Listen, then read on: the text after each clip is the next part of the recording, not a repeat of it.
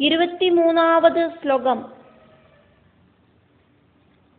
त्वद् भ्रातरि उत्तमे त्वद् भ्रातर्युत्तमे नष्टे मृगयायां तु तन्मनाः अन्वेषन्ति वनं मादा दावाग्निं सा प्रवेश्यति त्वद्भ्रातरुत्तमे नष्टे मृगयायां तु तन्मनाः अन्वेषन्ति वनं मादा दावाग्निं सा प्रवेश्यति.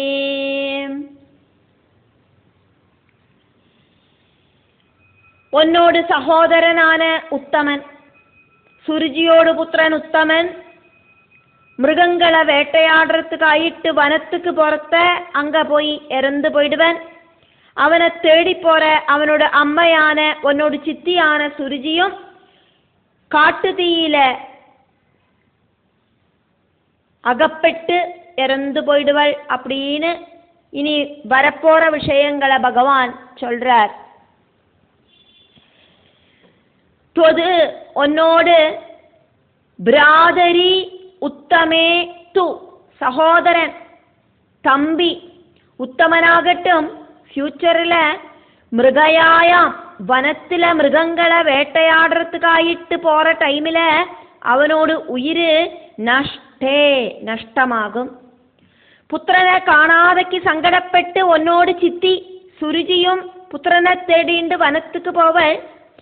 தன்மனஹா புத்திரன் உத்தமனை மட்டும் மனசுல நினைச்சுண்டு வேற ஒன்னும் சிந்தனை பண்ணாதக்கு போற உன்னோட சித்தி சா அவள் அந்த சுருஜி அப்படிங்கிற உத்தமனோடு மாதா அம்மை வனத்துக்கு அன்வேஷந்தி உத்தமனை தேடி போவள். அப்போது அந்த கானனத்துல தாவாக்னி பெரிய காட்டு தீயில உன்னோடு சின்ன அம்மை அதாவது சித்தி சுருஜி பிரவேசதி அகப்பட்டு அதனாலேயே காட்டு தீயில பிரவேசனம் பண்ணி இறந்து போவள். உன்னோடு பிதாவோடு மடியில உனக்கு உட்காரத்துக்கான யோக்கியதை இல்லை அப்படின்னு சொன்ன சுருஜி என்னோடு வயசுல வந்து பிறந்தாதான் நீ பிதாவோடு மடியில உட்காரத்துக்கு அர்ஹதை இருக்கிறவன் ஆவாய் அப்படின்னு சொன்ன உன்னோடு சித்தியான சுருஜி அப்படிங்கிற உத்தமனோடு அம்மை புத்திரனை நஷ்டப்பட்டு காட்டு தீயில வெந்துருகி போவள். பகவல் நிச்சய பிரகாரமாக்கும் எல்லாம் நடக்கிறது அப்படின்னு பகவான் இங்க துருவன் கிட்ட சொல்றதையாக்கும் நம்ம பார்த்தோம். முடிஞ்சு போனது, இப்ப நடக்கிறது, இனி வரப்போறது, பாஸ்ட் பிரசன்ஸ் ஃபியூச்சர் எல்லாம் பகவல் நிர்ணயம். காரணமில்லாதக்கு காரியம் அப்படிங்கிறது உண்டாகாது அப்படிங்கிறத பகவான் இங்க சொல்றதையாக்கும் நம்ம பார்த்துட்டு இருக்கோம்.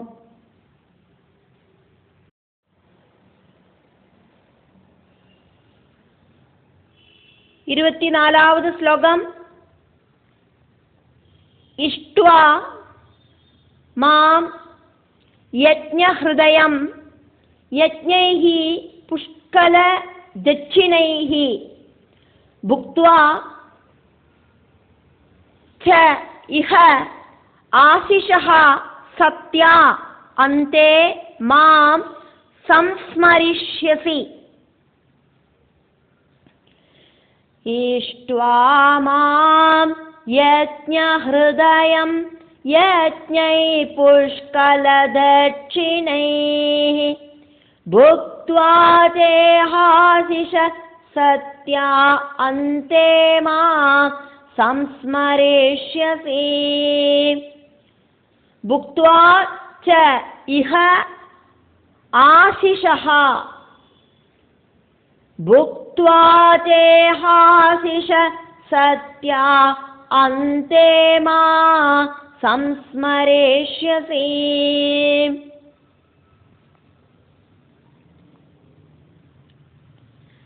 நீ யஜ்ஞங்களால யஜ்ஞேஸ்வரனாயிருக்கிற என்ன யாகம் பண்ணி கடைசி காலத்துல என்னையே பிராபிப்பாய் துருவா அப்படின்னு பகவான் அனுகிரகம் கொடுக்கிறார் துருவனுக்கு.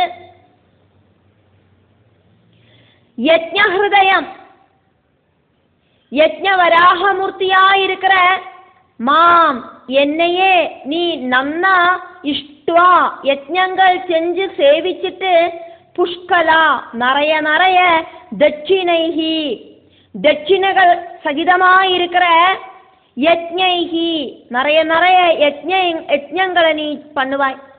புரோகிதர்களுக்கெல்லாம் திருப்தியாகிற அளவுக்கு நீ நிறைய நிறைய தட்சிணைகளை கொடுத்துண்டாக்கும் நீ யஜ்ஞம் பண்ணுவாய். நீ நிறைய நிறைய யஜ்ஞங்கள் செய்வாய் துருவா. இனி முதலுக்கு உனக்கு ஒருபோதும் தாரித்யம் அப்படிங்கிறது உண்டாகவே உண்டாகாது. நீயாக்கும் இனி எல்லாருக்கும் நிறைய நிறைய தான தர்மங்களை செய்வாய். இனி ஆரோடு முன்னாலேயும் கையேந்த வேண்டிய சிச்சுவேஷன் உனக்குண்டாகாது. உங்கையிலேந்தாக்கும் இனி எல்லாருக்கும் தான தர்மங்களை நீ செய்வாய். இஹா இந்த பூமியில என்னெல்லாம் ஆக்குமோ சத்யாகா புனிதமாயிட்டு இருக்கு, பாசிட்டிவாயிட்டு இருக்கு. அப்படி இருக்கிற ஆசிஷா ச ஆக்ரகங்கள் எல்லாம் அவருக்கு சாதிக்கவே செய்யும். இஹலோக சௌக்கியமெல்லாம் நீ புக்துவாஜா அனுபவிக்கவும் செஞ்சிட்டு அந்தே ஜீவித அவசானம் வரைக்கும் மாம் என்னையே நீ சம்ஸ்மரிஷ்யசி நன்னா நினைக்கவும் செய்வாய். பகவல் பக்தியோடு கூடியே நீ இஹலோக சௌக்கியம் அனுபவிப்பாய். இஹலோக சௌக்கியம் 36,000 வருஷக்காலம் அனுபவிச்சதுக்கு அப்புறமா உன்னோடு ஆயுளோடு கடைசி காலத்துல நீ என்னையே நன்னா நினைக்கவும் செய்வாய்.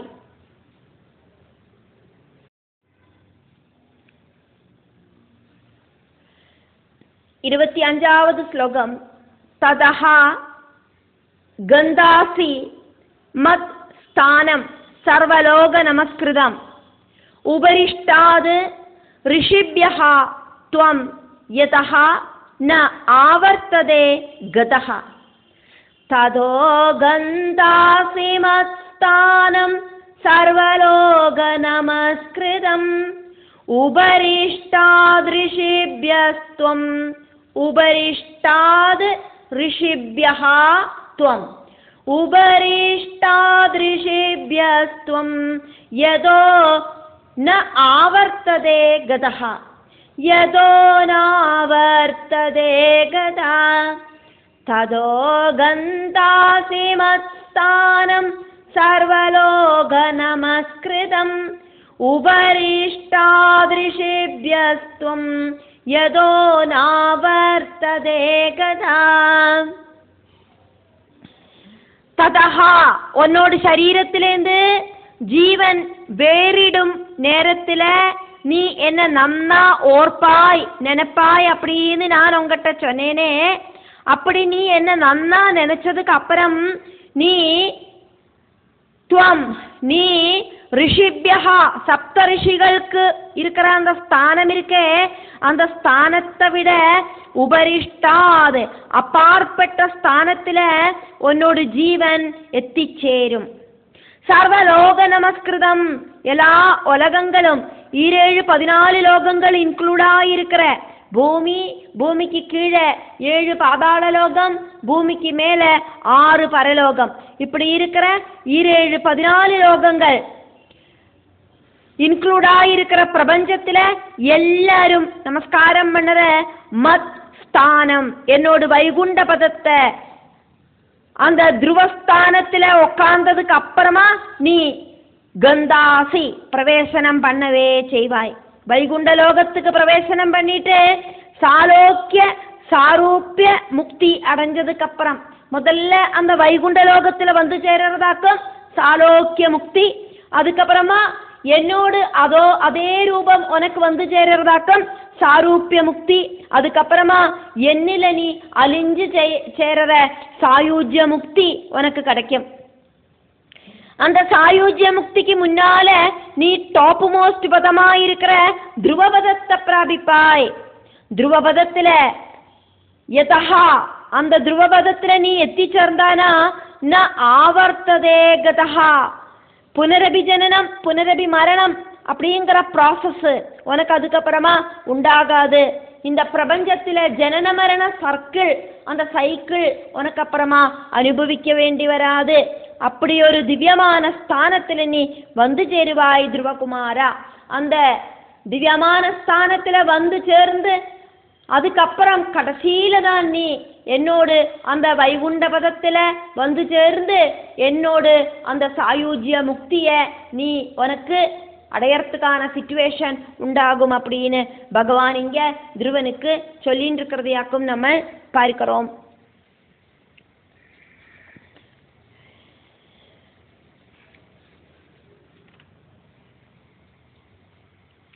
துருவன் நிறைய ஸ்துதி வாக்குகளால பகவான ஸ்துதிச்சார் அப்படிங்கிறத நம்ம பார்த்தோம். உள்ளுக்குள்ள போதரூபனாயிட்டு விளங்குற பகவானே அப்படின்னு கூப்பிட்டார். உங்களுக்கு நமஸ்காரம் அப்படின்னு சொன்னார். என்னோடு உள்ளுக்குள்ள தூங்கின்னு இருந்த என்னோட வார்த்தைகளை எழுப்பி விட்டு என்ன பேச வைக்கிறது நீங்களாக்கும் அப்படின்னு துருவகுமாரன் சொன்னதை நம்ம பார்த்தோம். எல்லா பிரபஞ்ச சக்திகளுக்கும் அடிஸ்தானமாயிருக்கிற சர்வசக்தனாக்கும் பகவானே நீங்கள் அப்படின்னு துருவகுமாரன் சொன்னதை நம்ம பார்த்தோம். கர சரண சிரவண ஆதி கர்ம ஞானேந்திரியங்கள் எல்லாம் ஆக்டிவேட் பண்ண வைக்கிறது நீங்களாக்கும் அப்படின்னு துருவன் சொன்னதை நம்ம கேட்டோம். நீங்கள் தான் ஆத்மசக்தியான அந்த மாயையை பிரகடமாக்கி இந்த பிரபஞ்சத்தை சிருஷ்டிச்சு நாம ரூபங்களில கடந்து நின்று அதெல்லாம் ரட்சிச்சு மறுபடியும் அதெல்லாம் சம்ஹாரம் பண்ணவும் செய்யறேள் அப்படிங்கிறதையும் துருவகுமாரன் சொன்னதை நம்ம கேட்டோம். ஒரே அக்னி பல பல உபாதிகள் வழி பல ரூபத்துல பிரகடமாகிற மாதிரி போத ரூபனும் அத்விதீயனுமாயிருக்கிற பகவானே நீங்கள் விவித நாம ரூபங்களில பலராயிட்டு காணப்படுறேள் அப்படின்னு துருவன் பகவானை ஸ்துதிச்சதை நம்ம பார்த்தோம். எனக்கு உங்ககிட்ட கண்டினியூஸான பக்தி வந்து சேரறதுக்கு அனுகிரகிக்கணும் அப்படின்னு துருவன் சொன்னதை நம்ம பார்த்தோம். விஸ்வத்தை நிர்மிச்சு பரிபாலனம் பண்ணி சம்ஹாரம் பண்ற அகண்ட போதத்தை, ஆனந்த ஸ்வரூபமாயிருக்கிற அகண்ட போதத்தை நான் சர்வதா சரணம் பிராபிக்கிறேன் அப்படின்னு துருவகுமாரன் சொன்னதை நம்ம கேட்டோம். துருவகுமாரனோட ஸ்துதி வாக்குகளை கேட்ட பக்த வல்சலனா இருக்கிற பகவான் ரொம்ப சந்தோஷமாயிட்டு துருவகுமாரன் கிட்ட பேசின்னு இருக்கிறதையாக்கும் நம்ம பார்த்துட்டு இருக்கோம். உன்னோட ஹிருதயம் எனக்கு தெரியறது, நீ என்ன ஆசைப்படுறையோ அதெல்லாம் எனக்கு சாத்தியமாகும். இந்த சரீரம் இல்லாம ஆனதுக்கு அப்புறம் 36,000 வருஷங்களுக்கு அப்புறம் உன்னை ஜோதிர்மண்டலத்துல நசிக்காத்த ஒரு ஸ்தானத்துல அக்ஷயமான ஸ்தானத்துல நான் பிரதிஷ்டிக்கிறேன் அப்படின்னு பகவான் சொன்னதை நம்ம பார்த்தோம். உன்னை ராஜாவாயிட்டு அபிஷேகம் செஞ்சதுக்கு அப்புறம் உன்னோட அப்பா வானப்பிரஸ்தத்துக்கு போவர் அப்படின்னு பகவான் சொன்னதை பார்த்தோம். உன்னோட தம்பியான உத்தமன் நாயாட்டுக்கு போய் அங்க மரணம் அடைவர் அப்படின்னு சொன்னதை பார்த்தோம். அந்த உத்தமனை தேடிண்டு வனத்துக்கு போற சுருஜி மாதா காட்டுதீல தகிச்சு போவள் அப்படிங்கிறது பகவான் சொன்னதை பார்த்தோம். இனி நடக்க போற விஷயங்களை பகவான் சொல்லிட்டு இருக்கிறதையாக்கும் நம்ம பார்த்துட்டு இருக்கோம். நீ நிறைய காலம் சக்கரவர்த்தி பதத்துல அலங்காரமா உட்கார்ந்து இருப்பாய் அப்படின்னு பகவான் சொன்னதை பார்த்தோம். யஜ்ஞாதி புண்ணிய கர்மங்கள் செஞ்சு அந்திய வேளையில என்ன நினைச்சுண்டு உன்னோட சரீரத்தை உபேட்சிப்பாய் அப்படின்னு பகவான் சொன்னதை நம்ம பார்த்தோம். அதுக்கப்புறமா நீ நான் சொன்னபடி சர்வ லோகங்களும் நமஸ்காரம் பண்ற என்னோடு அந்த வைகுண்ட பதத்துல வந்து சேருவாய். துருவபதத்துல உட்கார்ந்ததுக்கு அப்புறமா கடைசியா நீ வந்து சேர்றது வைகுண்ட பதமாக்கும் அப்படின்னு பகவான் சொன்னதை நம்ம பார்த்தோம். இப்படி எல்லாம் சொல்லிட்டு துருவனை அனுகிரகம் பண்ணிட்டு பகவான் அங்கே இருந்து அப்பிரத்யட்சமாகிறார்.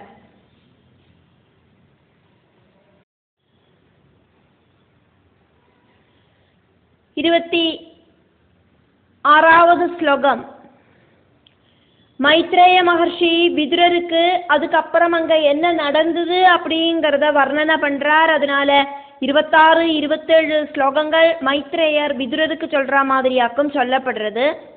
அதனால மைத்ரேய உவாஜா இதி அர்ச்சிதஹ சஹ பகவான் அதிதிஷ்ய ஆத்மனஹ பதம் इत्यर्चितः स भगवानधिदेश्यात्मनः पदम् बालस्य पश्यतः धाम स्वम् अयगाद् गरुडध्वजः बालस्य पश्यतो धाम स्वमयगाद् गरुडध्वजः इत्यर्चितः स भगवानधिदेश्यात्मनः पदम् बालस्य पश्यतो धाम स्वमयगाद् गरुडध्वजः.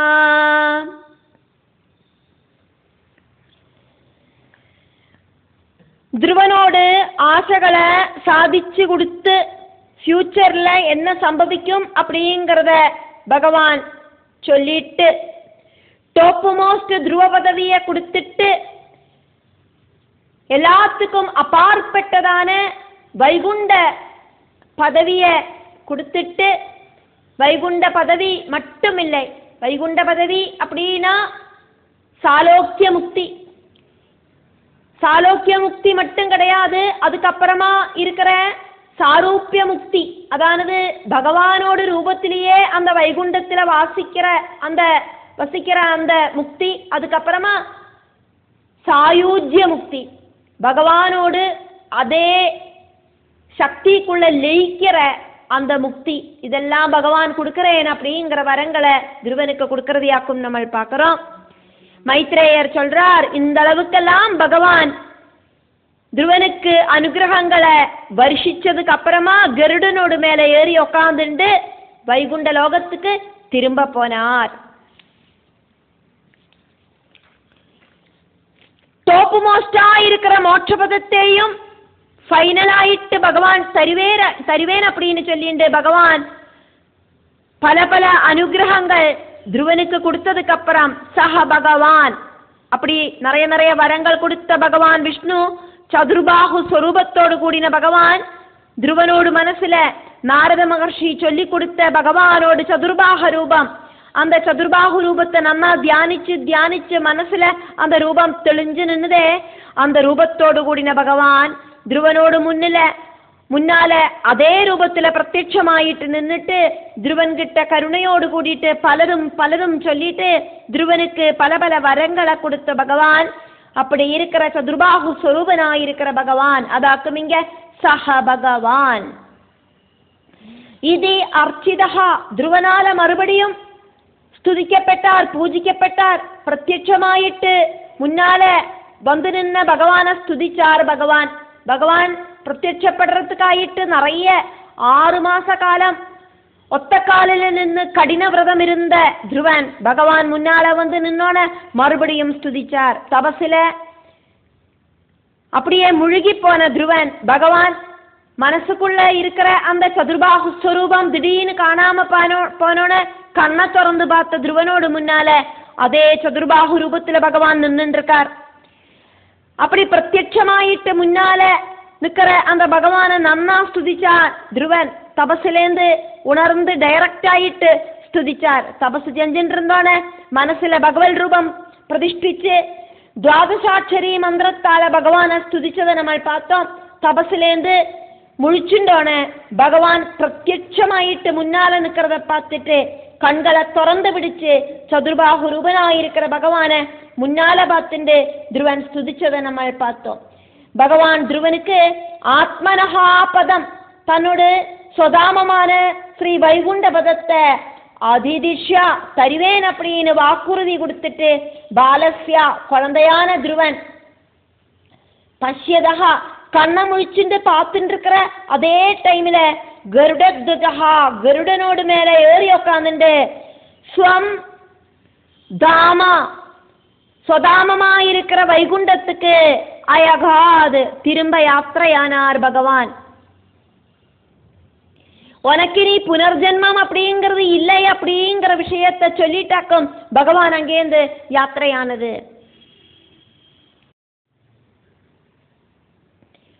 27வது ஸ்லோகம். சஹ அபி சங்கல்பஜம் விஷ்ணோஹ பாதசேவ உபசாதிதம் சோபி சங்கல்பஜம் விஷ்ணு பாதசேவோபசாதிதம் பிராப்ய சங்கல்ப நிர்வாணம் ந அதிப்ரீதஹ அப்யகாத் புரம் பிராப்ய சங்கல்ப நிர்வாணம் நாதிப்ரீதோப்யகாத் புரம் சோபி சங்கல்பஜம் விஷ்ணு பாதசேவோபசாதிதம் பிராப்ய சங்கல்ப நிர்வாணம் ந அதிப்ரீதஹ அப்யகாத் புரம் பிராப்ய சங்கல்ப நிர்வாணம் நாதிப்ரீதோப்யகாத் புரம். இப்படி பகவானை சேவிச்சு சிரேஷ்டமான பதம் வைகுண்ட பதம் கிடைச்ச துருவபதம் கிடைச்ச துருவனும் வரமாயிட்டு இதெல்லாம் கிடைச்ச துருவனும் சொந்தம் கிரகத்துக்கு அப்படியொன்னும் பெரிய சந்தோஷமே இல்லாதக்கு திரும்பி போனார். பகவானே முன்னால வந்து நின்று பலவிதமான வரங்களை கொடுத்துட்டும் துருவனுக்கு என்னமோ சந்தோஷம் அப்படிங்கிறது ஒன்றும் இல்லை. அப்படி சந்தோஷம் இல்லாத அவஸ்தையில துருவகுமாரன் திரும்ப ராஜகொட்டாரத்துக்கு போனார் அப்படிங்கிறதாக்கும் இந்த ஸ்லோகம் மைத்ரேயர் விதுரருக்கு வர்ணிக்கிறதையாக்கும் பார்க்கிறோம். இத்தையெல்லாம் வரங்கள் கிடைச்சிட்டும் பகவானையே தரிசிச்சிட்டும் அந்த துருவனுக்கு சாட்டிஸ்பாக்சன் உண்டாகலை அப்படிங்கிற விஷயத்த மைத்ரேயர் இங்கே சுட்டி காட்டுறார். அதுக்கான காரணமும் இனி சொல்லுவர். பகவான் சொதாமத்துக்கு யாத்திரையானார் அப்படிங்கிறதையாக்குமே நம்ம இதுக்கு முன்னாள் ஸ்லோகத்துல பார்த்தோம். அந்த டைம்ல துருவன் கண்களை திறந்து பிடிச்சு பகவானையே பார்த்துட்டே நிற்கிற சமயத்திலேயாக்கும் பகவான் கருடனுக்கு மேல ஏறிண்டு திரும்பி போனார்.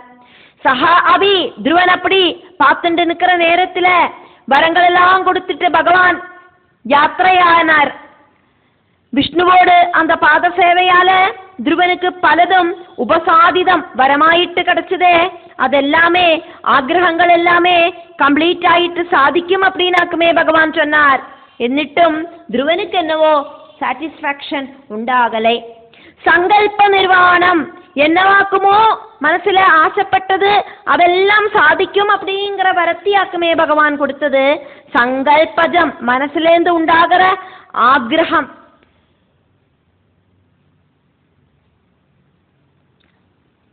அந்த ஆக்ரகத்தை பிராப்தியா பகவான் வரமாயிட்டு சாதிக்கிற அவஸ்தைய துருவனுக்கு கொடுத்துட்டு கொடியும். நீ என்னெல்லாம் ஆக்குமோ மனசுலேருந்து நினைக்கிறாய், உன் மனசுலேருந்து என்னெல்லாம் ஆக்குமோ ஆசைகள் இப்படி உண்டாயி உண்டாயி வரது அதெல்லாம் உனக்கு சாதிக்கட்டும் அப்படின்னு பகவான் வரங்கள் கொடுத்துட்டு கூடியும் அதிப்ரீதா ரொம்ப ரொம்ப ஜாஸ்தியான ஒரு சாட்டிஸ்பாக்சன் துருவனுக்கு கிடைக்கலை. அர்த்தார்த்தி பக்தனாயிருக்கிற துருவனியாக்குமே நம்ம பார்த்துட்டு இருந்தோம்.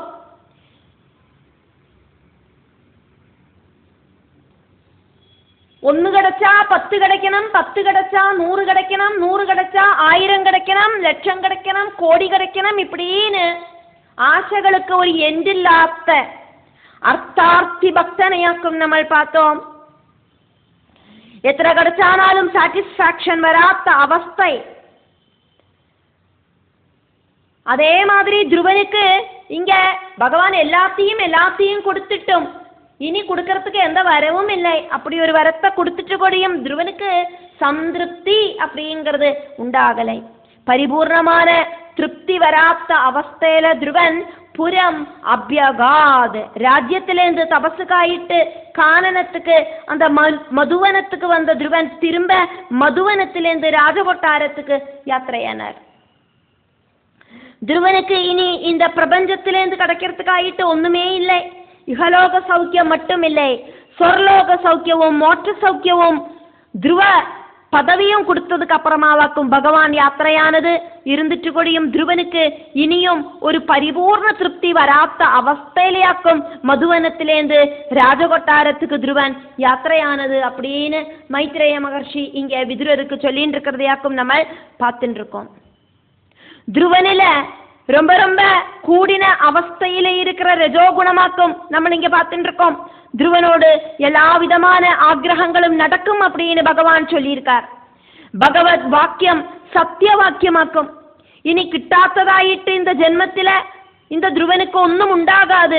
இருந்துட்டு கூடியும் திருப்தி அப்படிங்கிறது இல்லாத அவஸ்தையில ராஜகொட்டாரத்துக்கு யாத்திரையாகிற துருவனையாக்கும் நம்ம பார்க்கிறோம். சங்கடம் அப்படிங்கிறது பரிபூர்ணமாயிட்டு இங்க ஸ்டாப் ஆயிட்டு இல்லை. துருவன் கேட்டது 2 விஷயங்களாக்கும். அப்பாவோட மடியில உட்காரணும் அப்படின்னும், பூர்வீகர்கள் ஆருமே உட்காராத்த பதவி, இனி யாரும் உட்கார முடியாத பதவி, அப்படி இருக்கிற ஒரு பதவியில டாப் மோஸ்ட் பதவியில உட்காரணும் அப்படின்னும், இப்படி 2 வரங்களையாக்குமே துருவன் கேட்டது. பகவான் துருவனோடு ஆசைகள் 2ம் சாதிச்சு தரேன் அப்படின்னு சொல்லிட்டு துருவனோடு எல்லாவித ஆசைகளும் இந்த ஜென்மத்திலேயே பூர்த்தியாகும் அப்படின்னும், எல்லா ஆக்கிரக நிவர்த்திக்கு அப்புறம் பிரம்ம பிரளயம் சம்பவிக்கும், அதுவரைக்கும் துருவ நட்சத்திரம் உண்டாகும் அப்படின்னும், பிரம்மாவுக்கு கூடியும் அழிவுண்டாகும், ஆனா இந்த துருவ நட்சத்திரத்துக்கு அழிவுண்டாகாது அப்படின்னும் பகவான் ஃபைனல் ஆயிட்டு துருவனுக்கு சொன்னார். എന്നിട്ട് சொன்னார், உனக்கு அந்த பிரம்ம பிரளய சமயத்துல உனக்கு சாயுஜ்ய முக்தி கிடைக்கும் அப்படின்னும் பகவான் சொன்னார். இருந்துட்டு கூட இனி அந்த திருப்தி அப்படிங்கிற அவஸ்தை இனியும் அந்த துருவனுக்கு வந்து சேரலை. துருவனுக்கு இனி கிடைக்காததாயிட்டு ஒண்ணுமே இல்லை. இருந்துட்டு கூடியும் துருவனுக்கு பரிபூர்ணமான திருப்தி வரலை. இத்தனை நேரம் பார்த்துட்டு இருந்த அந்த பகவல் ரூபம் திடீர்னு காணாம போனோன துருவனுக்கு சங்கடம் வந்தது. பகவானை பிரிஞ்சு அந்த விரக வேதனையோடு கூடிட்டு பாலனான துருவன் திரும்ப ராஜகொட்டாரத்துக்கு போயின்னு இருக்கிறதையாக்கும் நம்ம பார்த்துட்டு இருக்கோம்.